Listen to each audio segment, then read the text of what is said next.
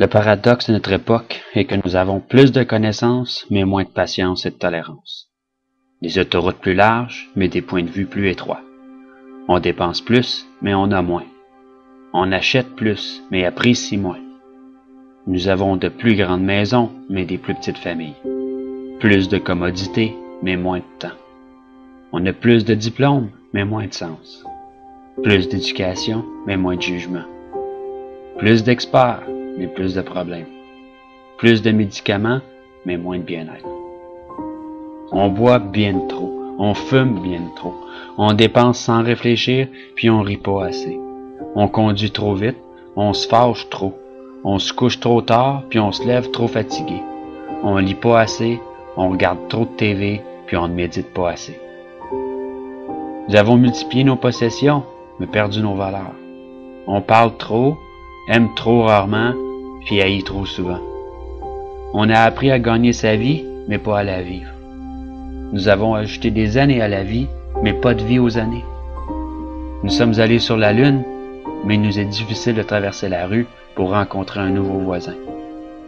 Nous avons conquis le cosmos extérieur, mais pas notre chaos intérieur. On fait des choses plus grandes, mais pas meilleures. Nous avons plus d'hygiène, mais nous avons pollué même notre âme. Nous avons conquis l'atome, mais pas nos préjugés. On écrit plus, mais apprend moins. Nous planifions plus, mais accomplissons moins. On a appris à se stresser, mais pas à patienter. Nous construisons des ordinateurs pour retenir plus d'informations, produire plus de copies que jamais auparavant, mais nous communiquons de moins en moins. Nous sommes à l'ère de la restauration rapide, mais de la digestion lente. Des grands hommes, mais des petites personnalités. Des profits records, mais des relations superficielles. Nous sommes à l'ère de 2 revenus, mais avec plus de divorces. Des maisons plus fancy, mais avec des foyers brisés.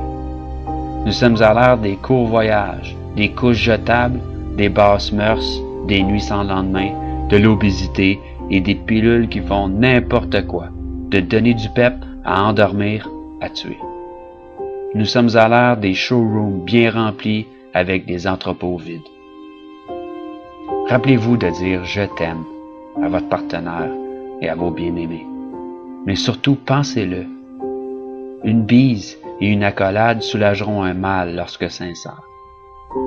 Souvenez-vous de vous tenir la main et de chérir ce moment présent lorsqu'un jour cette personne nous quittera. Prenez le temps d'aimer, de parler et de partager vos pensées précieuses.